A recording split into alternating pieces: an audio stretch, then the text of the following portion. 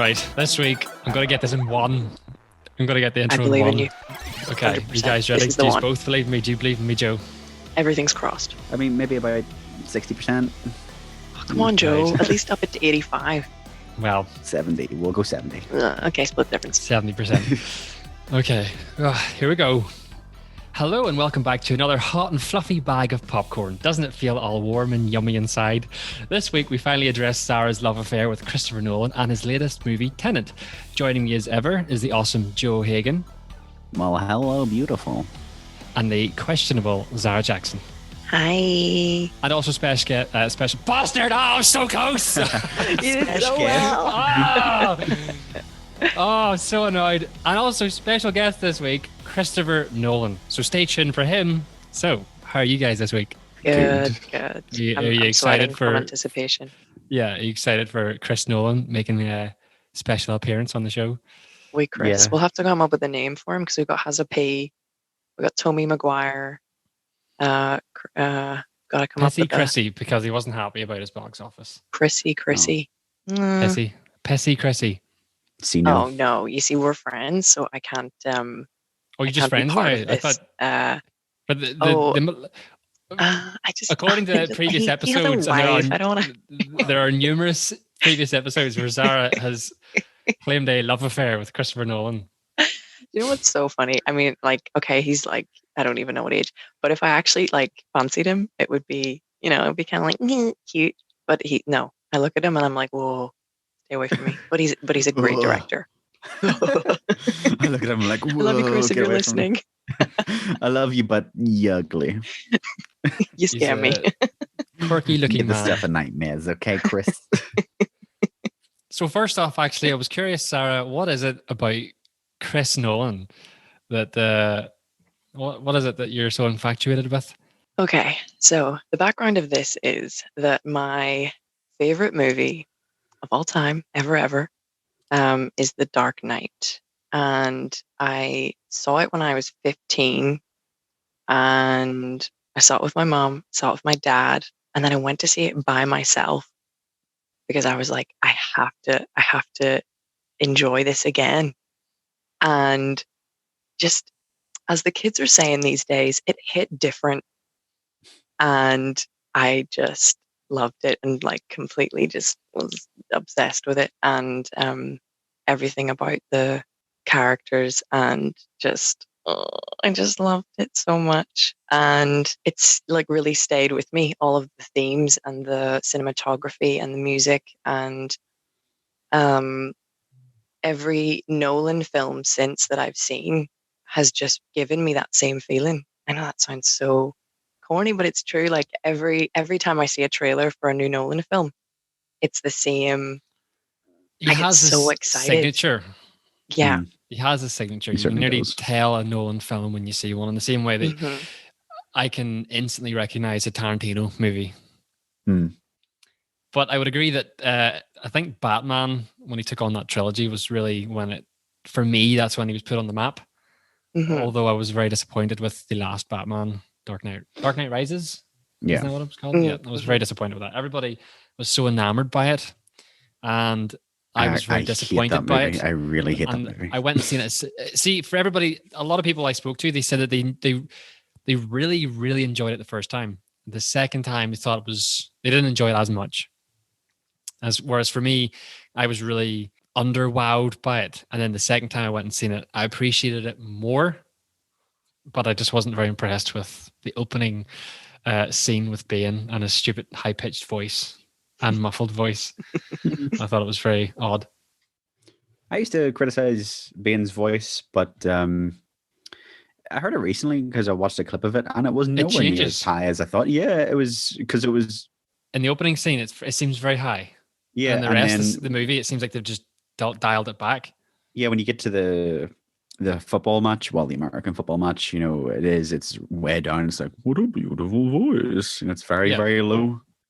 I didn't mind it Mm. as much, and that was acceptable. It just seemed very odd and plain. I felt like they were trying to do the same thing like they did with Heath Ledger in The Joker when he first spoke his first few words. Yes, and it was really deep and grumbly, and it just kind of Mm. instantly you were like, whoa. I kind of feel like they really just messed that up with Bane's character. But Yeah. we're not really here to speak about Batman. We are here to speak about Tenet. Zara went on and on and on about Tenet, and so we thought we would review it. Wait, Ryan, I have a question. Are you Yes. are you saying tenant or tenet? I'm saying Tenet. I don't know why I think I'm it's like saying because you're Tenet. saying it It's so Tenet. quickly. Yes, probably is. It's Because I that thought you were saying it so quickly that it sounded like tenant, but I Tenet. thought you were saying tenet. I think I probably was Anyway, doesn't inadvertently really. saying Tenet. Anyway, I was like, is this about like landlords or something? Mhm. We're all good. It's all good. No, I was just Well, checking. yes. So I just wanted to kind of read out the synopsis then. So, Mhm. armed with only one word, Tenet, and fighting for the survival of the entire world, a protagonist journeys through a twilight world of international espionage on a mission that will unfold in something beyond real time. Now, I looked at a couple of different synopsises, and a lot of them were quite vague, much like the movie. But I wondered, like, who should we start with first? Who wants to give their opinion first? I feel like Zara, you should probably. We all know you love it, so tell Yeah, us why you go love it, ahead. and then we'll ruin that. Okay. Yay. Okay. Why do I love it? Because, well, first of all, I think the time that it was released was very important because cinemas had just opened back up here, and we were in that time period where we were all really excited to be out again. And I saw the trailer when I was in to see like a rerun of Black Panther, and I hadn't heard anything about it, and it had all been very under wraps, like the filming process and everything. So I just got really excited. And then the fact that it was so long as well, like I loved that Dark Knight was over 2 hours, and I was just really excited. So went in not knowing anything really about it apart from the trailer where like the ship is like going backwards and the wave like slaps off the bow. Um, so I knew that it was going to be something about time travel ish, but the fact that it wasn't time travel and that it was like inversion and changing the entropy of things was just fascinating. There was two important things I got explained very late. So the first is that the whole movie takes place in a world where the future has declared war on the present because they're upset with climate change. Mhm. And to do so, it uses a technology called inversion. I have to read this just to get this right, by which objects and people can travel backward in the flow of time by reversing their entropy. Is that how you pronounce that? Mhm. Entropy. Entropy, yeah. Entropy. This means that time travel in the movie works according to a closed loop theory. So, for example, everything that has happened in the past has already happened. I mean, it just sounds confusing. Well, it's the Harry Potter style of time travel. Everything's fixed, everything happened, and so it happened. What's happened's happened, or what's done's done, can't be undone. It's just nice and neat. Was it neat? I thought it was neat. I mean, I'm not going to sit here and say I understood everything, but I did see it twice at the cinema. So I think I had a bit more of an advantage over some of my friends that I was talking to about it because they were like, but what about this bit? And like, how did that happen? And I was like, was that not kind of obvious? But then I noticed that it really wasn't to a lot of people who'd only seen it once. So I think seeing it twice gave me that advantage of really understanding certain aspects much clearer. Yeah. Because you can kind of then forget about the fact that you know what's going to happen. So you're looking for those little details. Well, Chris uses sound of what it's meant to be very visceral, okay? And he claims that it's a very physical experience, and he adds, Chris Nolan adds that it's a very intense sonic experience, and I can see why for some that's quite overwhelming. The environments in this film are very vibrant, and their complex sound design helps create that. He almost wanted people to go see it more than once, because you're going to watch it the first time and maybe be more overwhelmed by the sound and the environments and the action, and then the second time maybe you're supposed to go and pay more attention to the dialogue. But I feel like the initial idea that I've always been told from a young age in film is you can forgive bad picture quality, but you cannot forgive bad sound. So for me, when the sound was awful, I thought, I'm not going to want to watch it a second time.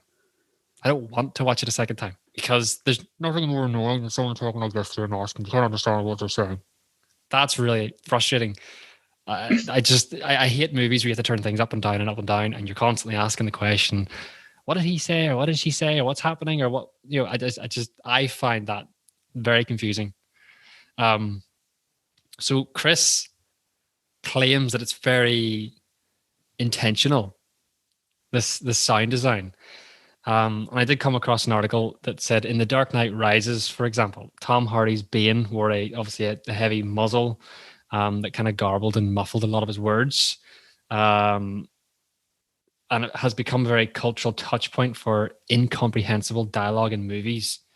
Meanwhile, the Foghorn scores, the classic score in Dark Knight Rises and Inception, as well as Interstellar, also serve in those movies to overwhelm the dialogue. So he seems to have a habit of overwhelming audiences with sound and music at the expense of dialogue.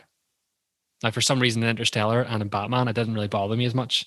But when you create an entire movie around this idea of I'm going to make it very difficult to understand what's being said, like I think I understand why he believes that he did it, but I'm wondering, because he has such a track record for it, was it intentional or was it just a fuck up and now he's trying to explain his intentional? Well, because he's done it before, it seems like it's some sort of intentionality behind it.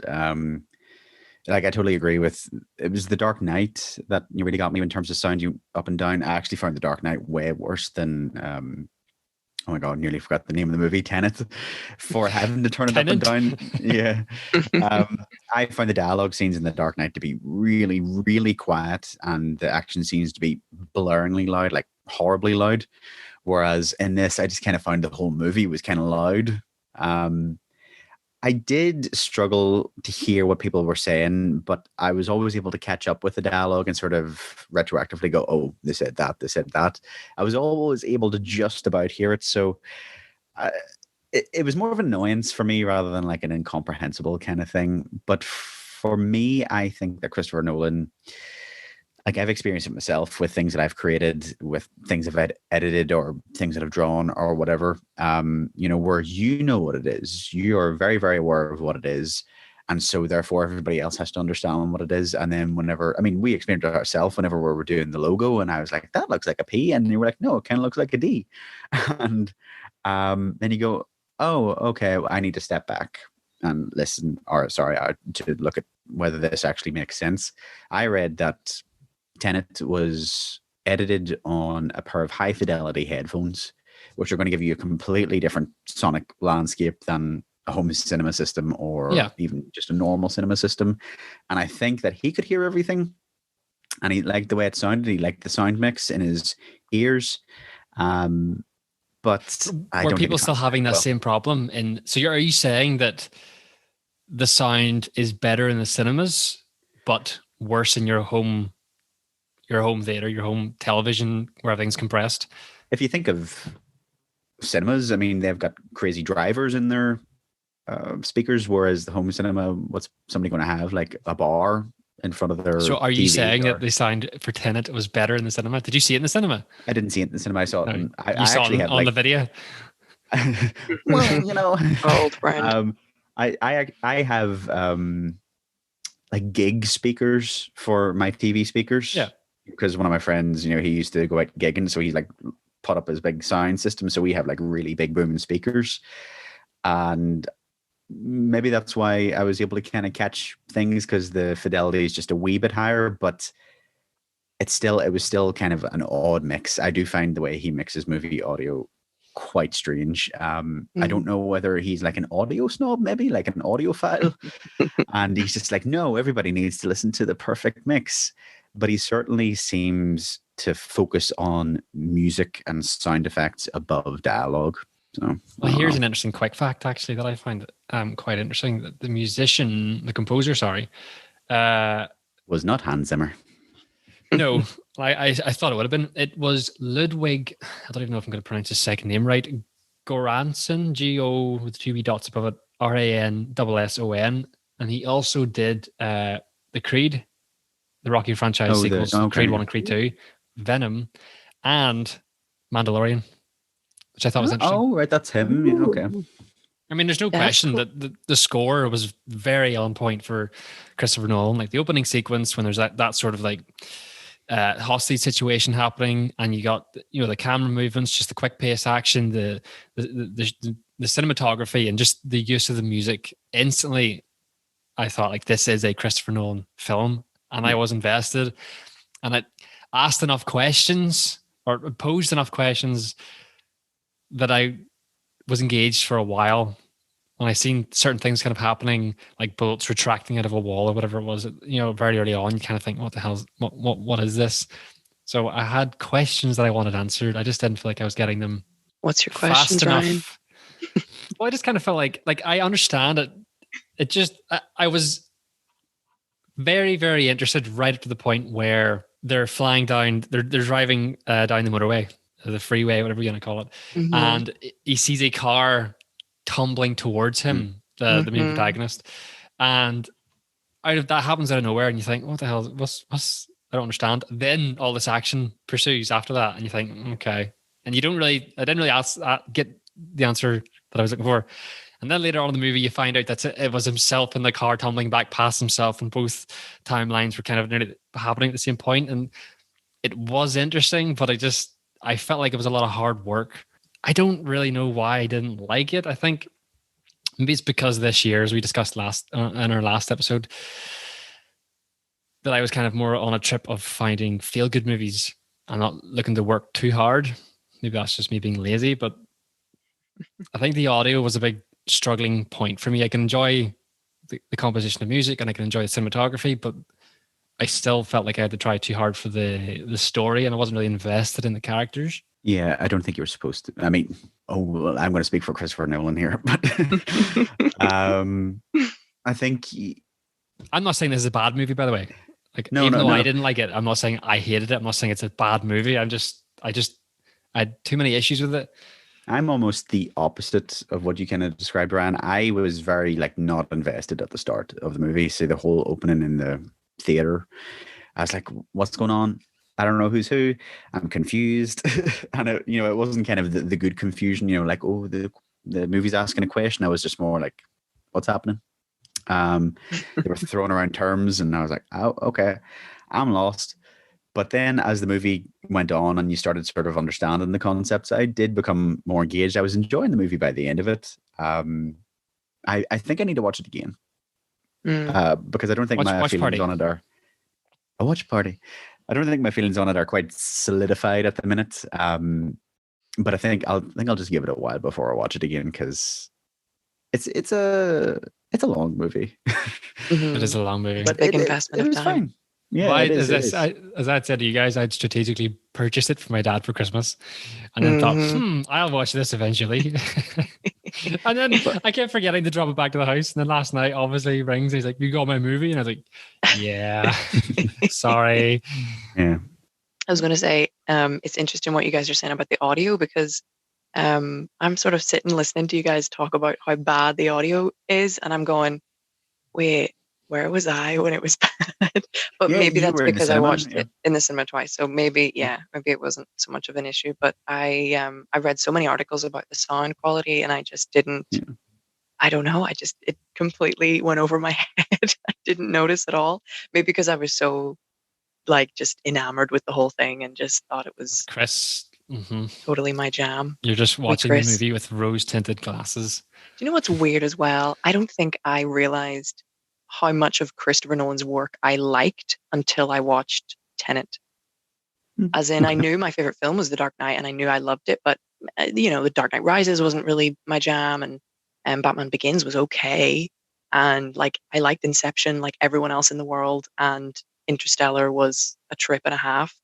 So it was kind of like that. But then when I actually thought about it, and I thought about his themes and the way that he presents different ideas, I sort of realized that I was just obsessed with his style of filmmaking, and it all came together with Tenet. He is a brilliant filmmaker. You can't question his ability to make great movies. In relation to sound, I came across an interesting article. So Matthew Price, I actually thought, Joe, you would appreciate this. Do you know who Matthew Price is? No, but do I know any of his work? Or? Yes, you do, as per our discussion via our last episode. Matthew Price is a production sound mixer who's worked on The Sopranos and The Marvelous Mrs. Maisel. Oh, okay. So, and he said that when they take the sound we record on set and kind of undermix it, it feels like, why did we try so hard to capture great sound to bury it. And he believes that the problem is partly that modern directors have so many more tracks to play with, causing track overload, and the result being that the dialogue gets shorter. In cinemas, kind of as you were saying there, Joe, earlier, the dynamic range between the loudest and quietest sounds is wider than on your home screen television. And although the sound is compressed in the transition to your TV in your home, the range can still be so wide that you're forced to turn up the volume for dialogue and down again for action, which again is another problem in modern day movies. Along with that, sound engineer Ron Bokar, he was nominated for an Oscar for his mixing on Moneyball. He says, think about it. The first few Star Wars films, we heard them all. We heard all the lines. You could listen to Apocalypse Now and you hear everything. And Price agrees. If you watch old movies, you might hear some sound effects here and there. But now in today's modern filmmaking, they go nuts, whereby somebody's walking across a room in a leather jacket and you hear the zippers clinking and the creak of the leather, and every footstep is right in your face. Every little detail and sound effect is accounted for, even if it is negligible, and nobody's really going to pick up on it. And they have all these layers now of tracks in films that it is very easy to have audio buried or your dialogue buried. But I think at this level of filmmaking, it should be below you to ever make that big a fuck up, if it is a fuck up. Yeah. Well, I think Christopher Nolan's a big cinephile. He really believes in cinema and experiencing it in that way. But if I did that in my movie, people would think I'm crazy. Yeah. But I think that he should actually make two versions of the mix. So like make a cinema version and make a home version. A Nolan cut. Yeah, Nolan cut, a Nolan sound cut. Cool. And I think that would sort of sort out the issue, because, as I said, the dynamic range is just massive and home speakers can't handle it the way cinema speakers can. But yeah. Well, you had a good time with the sound, Zara, because you watched it in the cinema. So I did indeed. It came across very well to me. I have a couple of notes actually on the Guardian Q&A with Christopher Nolan that I was on. I think it was like maybe September, October last year. I can't really remember. Obviously didn't stick in my mind. But he said, he sort of talked about like contemporary editors typically putting a temporary score. Temp scores, Yeah, temp scores onto like sequences, and then like a composer comes in later, whereas the way Nolan works is that he gets the composers, he gets their response to visuals, like from the outset. Like when they have a scene done, he's like showing a composer, look, this is what we're working on, kind of thing, which I thought was quite cool. And then he said that also like the immersion of sound is key to him. Like he wants to be there for the sound mix. That's the part of the edit that he's sitting in on the most. Like he won't miss a day of that, whereas like he might miss 1 or 2 days where they're doing like the titles or the end credits or whatever, but he's going to be there for the sound mix, and that he like enjoys playing with that mix and that balance of noises. So could be intentional, could be just your speakers, Ryan. It could be, but they knew that they were going to be releasing it during COVID. And it was almost a sort of test case to see if we could reignite cinemas and people going out to the theaters. And I think that it was maybe the wrong time. Maybe it was just the wrong movie to come out during that period, but maybe it was just the wrong time to experiment or something like that. I don't think Chris really cares. I think he thinks that, I mean, the box office they were projected to earn somewhere between $650 million and $825 million worldwide, and they only made $350 million. Quite ambitious for the fucking time it was released in. Like, Chris still is pretty adamant that it's successful to make that much money during a pandemic, which is a fair point. And Warner Brothers were less than thrilled with that. And probably going to do a re-release or something. Could very well do. I think they should really re-release a lot of movies into the cinemas that maybe people didn't get a chance to see. Yeah, you can't blame a film for underperforming if it came out at a crap time. If there was going to be a movie to drive people out to the cinema, it would be Tenet, because people love Christopher Nolan. His movies are always quite big event movies. So. I also love the fact that 350 million is underperforming. Oh, I know. Jesus. What do you think oh about my it? God. Oh no, we made millions, hundreds of millions. Uh-oh. The budget. This was the most expensive original film in history with a budget of 250 million as of 2020 Amazing. last year. You can see Which every penny on the screen. so I don't know Yeah. that really. I would imagine that if you spend 250 million on making the movie, they say you spend that again in marketing. So Yeah. So it actually did technically lose money in that way. Mhm. Yeah. I think yeah, you need although I'm not more really than sure double. the 350 million is encompassing the marketing and the filmmaking, and then that's the extra. Mm. You know, maybe that's just 350 million clear profit, and Yeah. they wanted 650 million clear profit. Yeah, well, they do generally say you need to make double back, to really make your money back for a movie. So I don't know. I'm not a studio executive, and I never want to be one. Look, at the end of the day, it's important what audiences think. You have to imagine that you need to know who you're making this for. And I kind of feel like if you are making it for the average viewer, I'm going to assume he was doing, because obviously profits are important. I can understand a lot of people's annoyance with the movie being very confusing in some ways or very hard to hear. It's not something the average moviegoer wants to have to sit through. That's very true. I do forget that not everyone is like us and wants to try to figure out an intricate plot. Not everyone's as smart as us, okay? Yeah. But as in, like, it finds that interesting even. Like, I'm not saying I went to the film and completely understood all of the concepts, but I enjoyed trying to figure it out. And I think I do forget that not a lot of people, some people just want to just forget their lives and watch like a silly film, whereas this was not one of those films. I kind of feel though that it's one of those movies where you kind of know, you should know what you're in for. You shouldn't go in and be pissed off. I mean, yes, you can be pissed off because of the audio. I understand that, but you shouldn't be pissed off because the story is difficult to understand. Maybe in some places, like I could go and see Star Wars, or I could go and see The Matrix or Coming to America. I know what I'm getting. With the Christopher Nolan movie, even the trailers, I mean, it looked confusing as hell. So I understand why people are going to be very. I mean, I just don't think there should have been any real surprises there that it was going to be a movie that was going to be a bit convoluted, or Was it convoluted? I don't know. I don't think it was really convoluted, and I don't really think it was very complex to understand. I think. Is it the same issues as Inception? A lot of people had issue with Inception, saying that they could not understand the story. I found the story very simple to understand. Essentially, you're in a dream within a dream within a dream within a dream within a dream, and you come back. It makes sense. This seemed far more confusing. I think it. I enjoy its originality. Yeah. Sorry, go ahead. I think Inception seemed to be like a big passion project for Christopher Nolan. He had script for was it 9 years or something like that, or 20? He had been writing it for the last 5 or 6 years, but he had ideas about 20 years ago. It had been sort of percolating for a while. Yeah. And that was very tight. That was really tightly edited. And you could tell that there was a lot of love that went into that movie. With this, and it's been with, Interstellar and The Dark Knight, I feel like Christopher Nolan is spinning his wheels a wee bit in terms of the concepts. It's all to do with time. And you're like, okay, Christopher, just go make your time movie. But I sort of open it with saying, that he seemed to want to make a movie with flat characters so that they could get out of the way of the plot, because this was a really, really plot heavy movie. And if the plot is not compensating enough for the characters, if it's not sort of interesting enough, I think that it kind of adds to that flatness.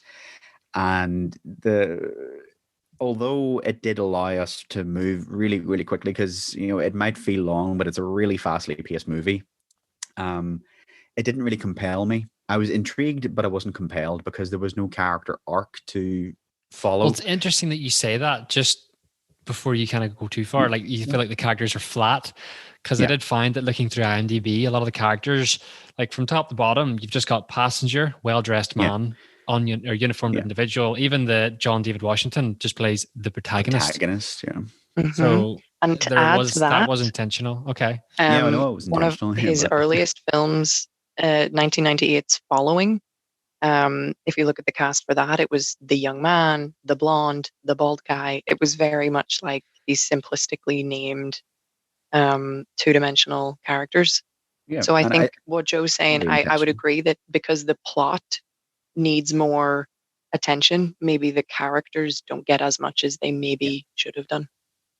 Yeah, I definitely think so. And if you don't have that emotional anchor to the movie, even if it's something simple, because Inception, was hardly the deepest thing ever. Leonardo DiCaprio was hankering after his dead wife, which is not really a compelling thing, but it's something. Um, You don't think that's compelling? no, no, I don't, because Having a dead wife wouldn't well, motivate having you, or a dead woman in a movie be the motivator for a man is not a very compelling character arc for the woman. um, it's really not. She is basically Mr. Freeze's wife. She's just sitting there in the fridge waiting for the man to come and save him, or come save her, or if the love of your life was out in the middle of so. nowhere, would you not want to get to them? No, I don't Wow. think it. I don't think it's a compelling. I don't think it's a compelling, nor do I think it's an interesting motivation. It's a trope called the woman on ice, and it's been used so many times where the woman's only function in the story is to motivate the male, and it's just not. It's just not a fun thing. It seems to be a thing with Christopher Nolan movies. I would like him to move past it, because he's a really interesting writer. He's a really interesting filmmaker. Yet he doesn't seem to give women anything fun to do in his movies.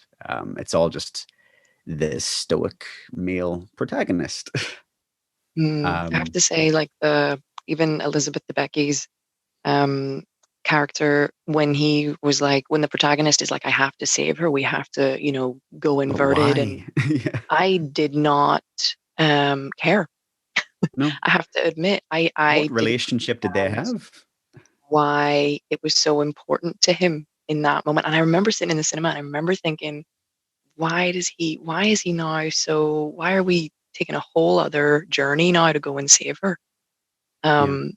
I mean, I understood why, but I didn't get why it was so important to him. Yeah. Definitely didn't understand that. But Yeah, they I weren't did love lovers, or her little, like, she sees the girl jumping off the boat and she thinks that he's having an affair, and then at the end she knows it's her. And oh my God, that got me yeah. emotional. I gotta say, that was really well done. I thought that was beautiful. It was a nice wee theme, yeah. But for the most part, she was used to motivate David Hmm. Washington's character. We kind of glossed over. We didn't really give you a chance to say, just in a nutshell, Joe, like what are your thoughts are? Like, did you like it? Is it acceptable? Is it rubbish? My feelings are complex on this movie. I liked it overall. I Much did like the like it. movie. Yeah, much.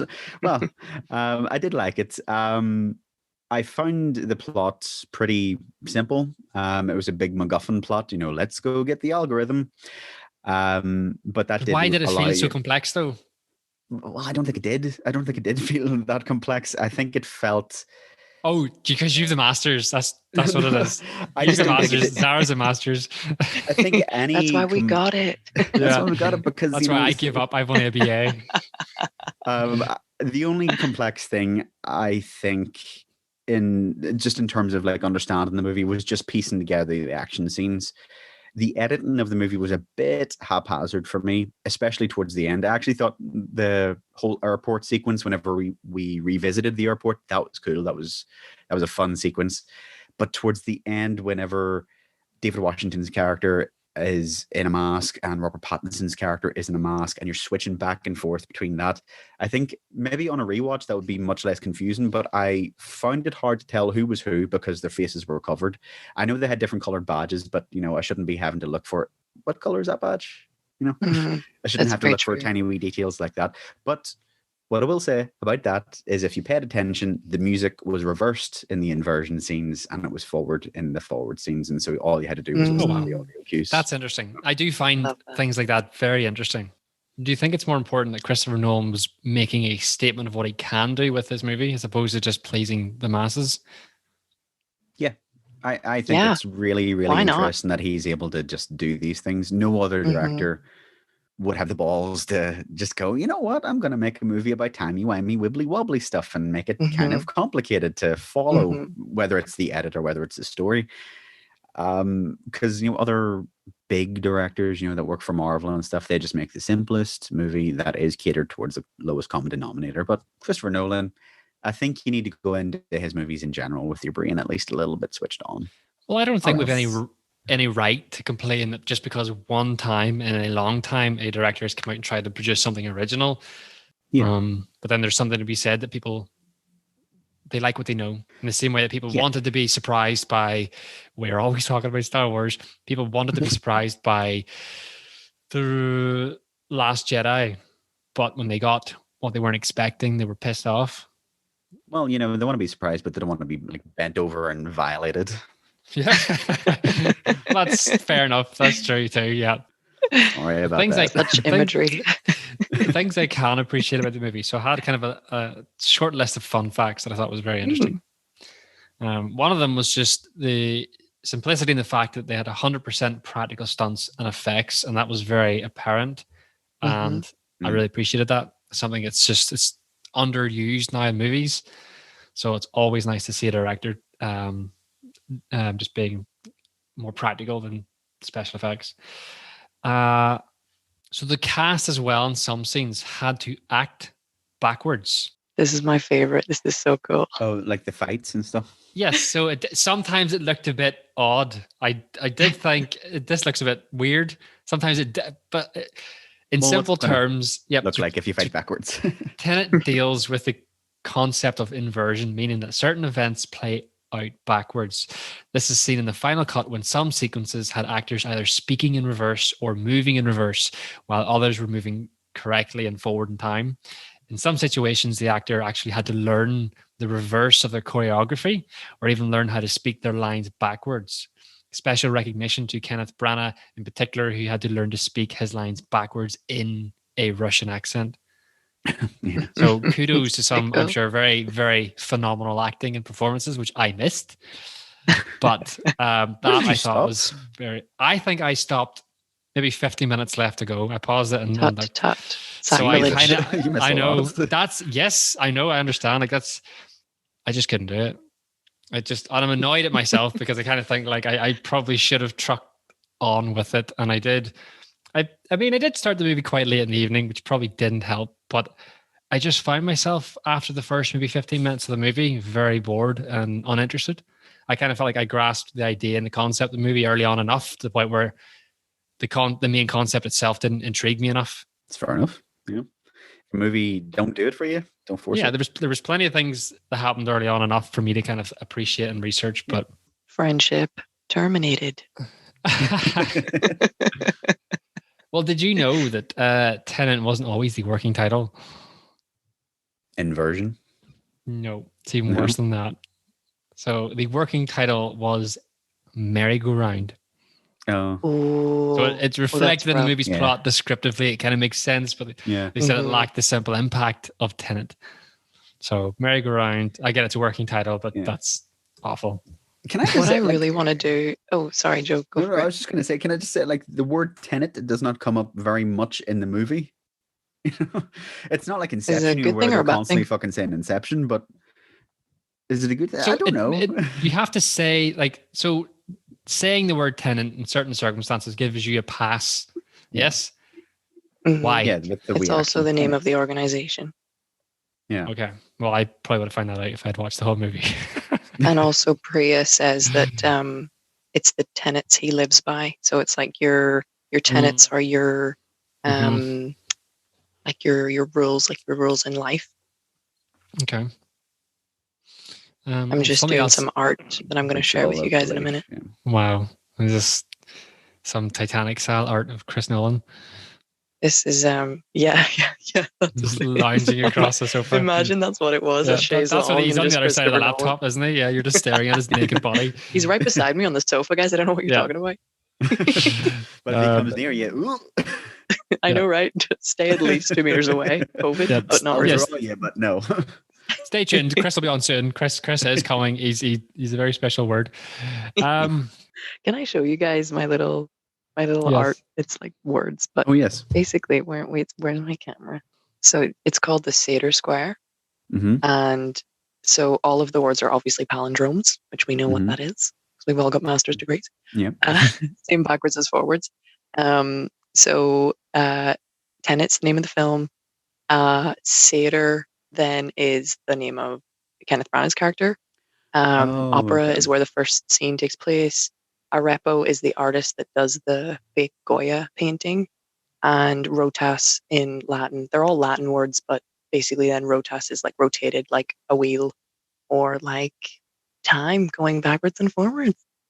So this was engraved. It was found above the doorways in the ruins of Pompeii. Yeah. And Christopher Nolan kind of like took the Theatre Square and was like, I'm going to put that in my movie. So maybe that was where the rewrite of the title came from. Let's hope he got the Especially idea. fun fact. I like that. Yeah. What's Send me that That's picture. There you go, guys. We will put it I on will. Instagram for everybody else to Let's see. put it on Insta. So interesting. Yeah. But Well, there you go.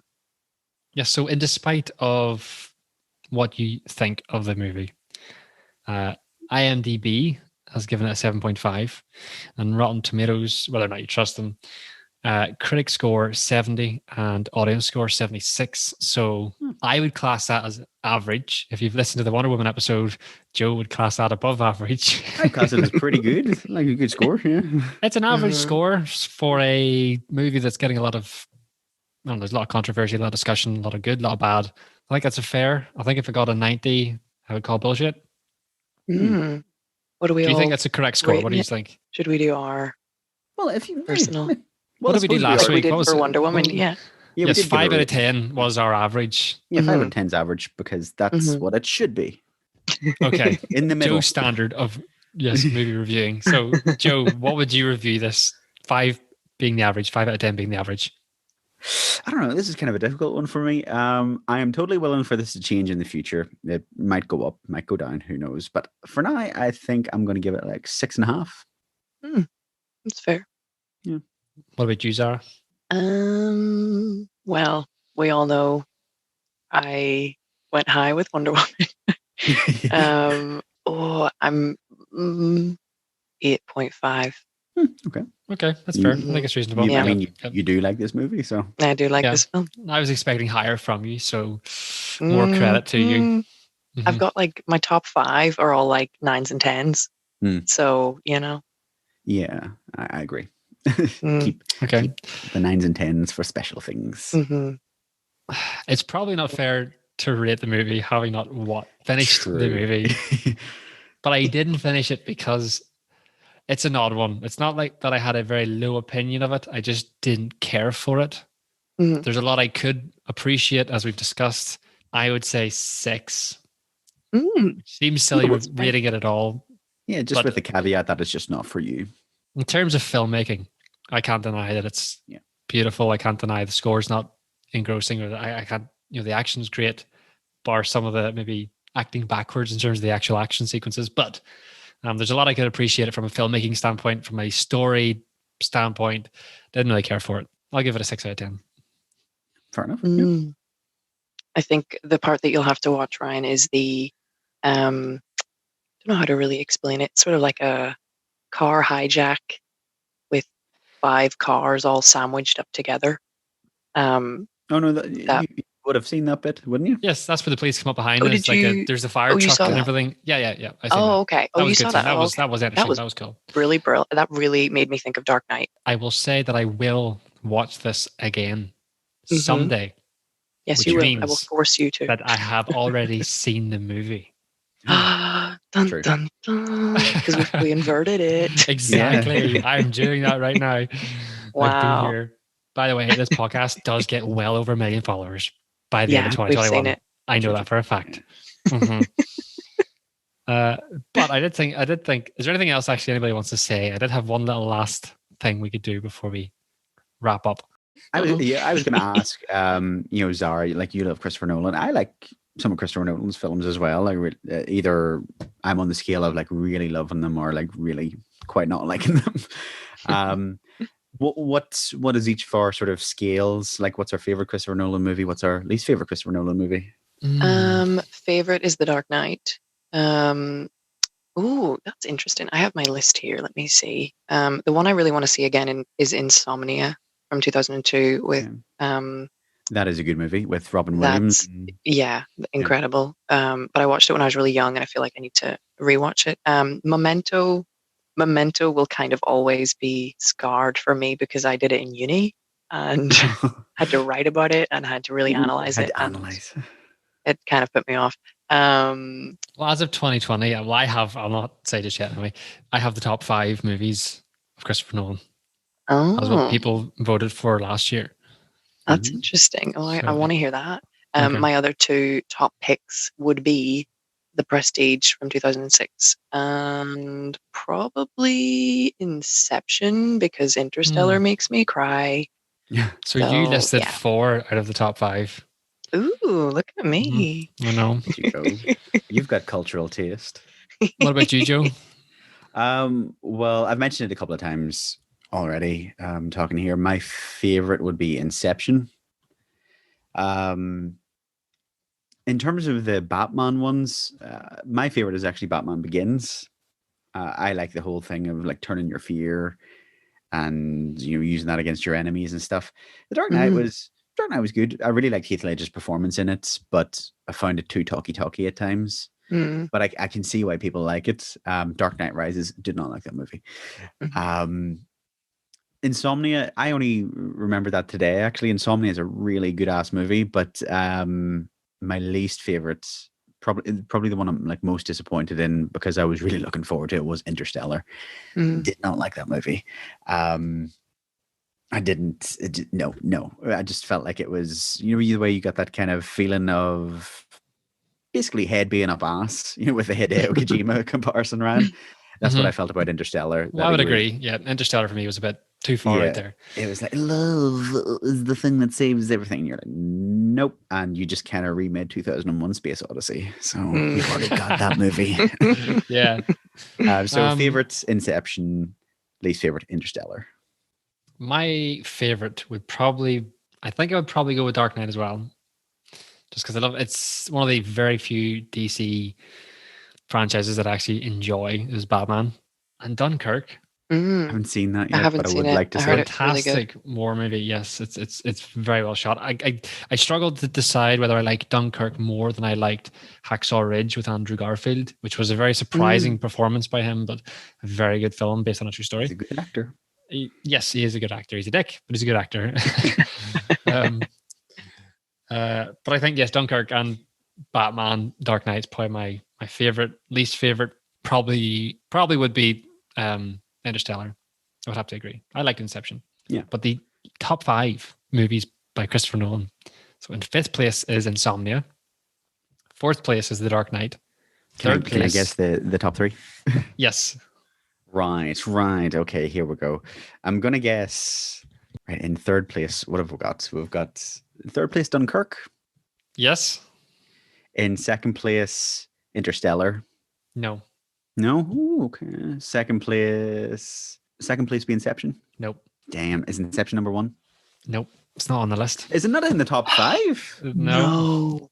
What the fuck? I think it may have been 6th place, to be fair. But oh my goodness, it's not in the top 5. Prestige? No.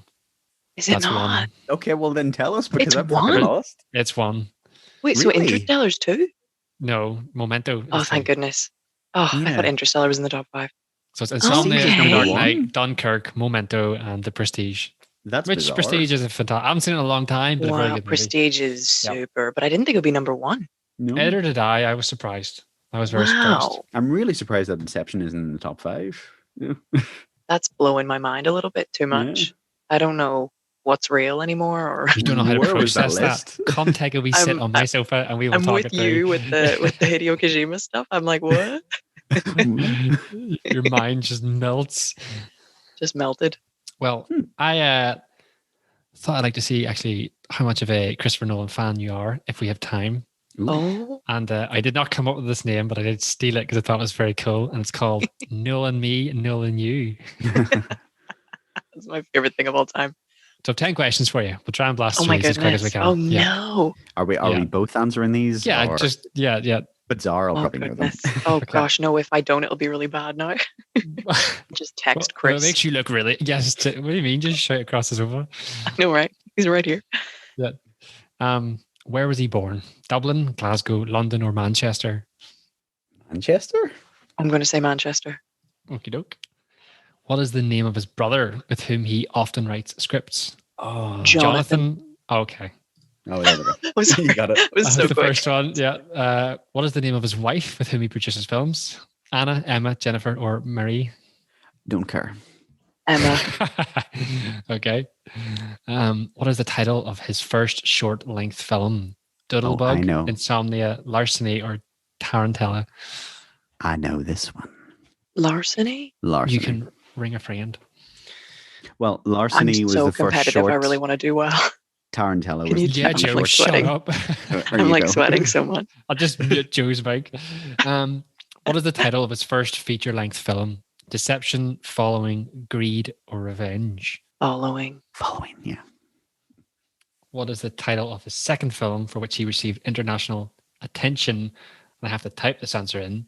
It's one word, 7 letters, if that helps. I don't even have any notes that can help me. I can't even Insomnia? cheat. Think so? Hold on, I need to count. I mean, you're right. That is 7 letters. Yeah. I don't think it's Insomnia, but it could be. I'm not sure. Revenge Well, is you also said, 7 wasn't it letters. The second time that he received international attention? Title of the second film, yeah. Yeah, because Memento would have been before Insomnia. We can circle back if you're unsure. Nolan was involved in a trilogy. Well, that's just easy. I'm just going to click Batman because you're not going to get that. Which actor has Nolan worked with the most as of the release of The Dark Knight? Christian Bale, Michael Caine, Tom Hardy, or Cillian Murphy? Murphy. He only Christian worked with Bale. Cillian Murphy in Batman Begins, didn't he? Yes, I He would only have started thought. working with him there. I mean, I don't know the answers here until I click, but I would have thought I'm Michael going to Caine. say Christian Bale. I'm going Christian Bale as well, even though Michael Caine. Well, Michael Caine was in Tenet, and he would have But been in all as three of The Batman. Dark Knight, did you not say? Or As of the release of The Dark Knight Rises. Sorry. Rises? Oh. So I Christian feel Bale. like that would be Michael. Oh, But Michael Okay. Caine was in The Prestige as well. as well as Christian Bale. Michael Caine. Christian Bale. I don't know. Well, what's your answer, Zara? What's your answer? Christian This is all Bale, about your. Oh, okay. but it's probably okay. wrong. Wait, no, it's me and Joe. Yeah, it's both Okay. ways. All right. Okay. I'm going to say Michael Caine, but With his 3 nominations at the 68th Golden Globes, how many total Golden Globe nominations has he received? 4, 5, 6, or 7? yeah, That's a split the complete difference, guess. 6. Yeah. Last question. With his 2 nominations at the 83rd Academy Awards, how many Academy Award nominations has Nolan received? 2, 3, 4, or 5? Is that Christopher Nolan himself, or is it like his films, Nolan. like for like best director, or?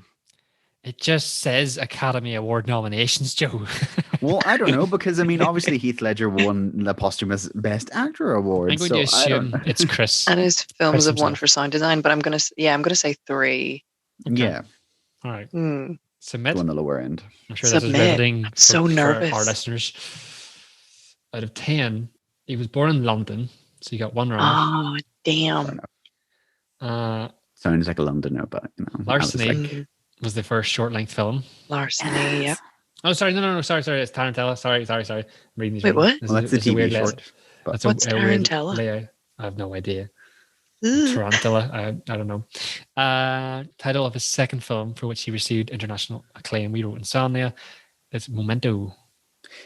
well, what did you Mm, receive? Like mm. first time? Memento was released in 2000 to rave reviews and earned Nolan his first Academy Award and Golden Globe nominations. What was his first international attention thing then? Following? Was that Following? Doesn't say I thought following following. was pretty niche, but This isn't very clear. yeah. Michael Caine. I was right. No. And Joe. And Joe was right. Yep. Yeah. Yeah. Mm. Correct answer is 4 Golden Globe nominations. Ooh. And yeah, so we got 5 out of 10. So we got a D plus. Good job, Zara. We got average. Chris was lying yes, to me. we're average. Yes, Yeah. Zara claims to be an above average fan. Is clearly just an Unreal. average fan. You are an average So woman. average. I'm an average woman. That's just the worst kind of woman you can be. Oh God, we will elevate you as men to where we are. Oh, okay. Thank you guys. Please just help me. Just, because Mhm. I can't No do problem. anything. Yeah. Yeah. Poor little rich girl. Maybe I should be in one of Christopher Nolan's films and just, be an ice woman or a woman on ice. Because I clearly that's just all can't you're do good for, anything. Zara. That's all I'm good for. you can motivate me, the protagonist. Yeah, exactly. Yeah, that's Okay. my role here. That was a lot of fun. Thank you, Ryan. All right. Quizzes That are was I was fun. curious to see. Now we know you're full of shit. Yeah, it's complete lies. I don't have his number in my phone at all. I never talked to him. Complete lies. I've never talked to him in my life. It was all lies. Speaking of which, Chris can't make it this week. So if you're listening, he said for sure next week he will be here next week. For sure. 100%. Yep, absolutely. Thanks, So Chris. stay tuned next week. Tune in Shout out. to next week's episode of Eat by Popcorn, where we will have special guest Christopher Nolan on it. We promise. Can't wait. It's Yes. gonna be good. So we hope you enjoyed this week's episode, and we will see you next week. Bye. Yeah, you can just say Bye. goodbye. What just a- shit in there. I didn't really What write was an that? outro. Did you just like bait the audience with an appearance from Christopher Nolan? What the fuck? Of course Like, I at the did. start of the thing, No, it's like, not me, oh, Zara. we've got Christopher Nolan here. No, you know? Zara did. I didn't. Zara's. I'm This is so all confused Zara. as to what I the just fuck said that it. was. We're gonna be sued for sure, guys. No, Yeah. I just said it. Zara's promising it. So if there's any broken promises, Yeah, blame it was Zara. me. Fair It enough. was all me. I was just confused there. I was like, I thought you were gonna like impersonate Christopher Nolan or something. I thought you had like a No, mask no. made up or something. But I just thought it was funny just to kind of just bait that he'll keep coming onto the show. I'm like, Every you're week. like you're like fucking Yep. J.J. Abrams. Oh, we're gonna find out Kylo's past. Oh shit! Who's Snoke? Who knows, bitch? We don't know. We don't We care. don't know, and you never gonna know. And whenever you find out, you gonna be disappointed, bitch. He's gonna be in a glass tube, bitch. We don't Gonna know be why. a clone of bitch. Palpatine, a much better character.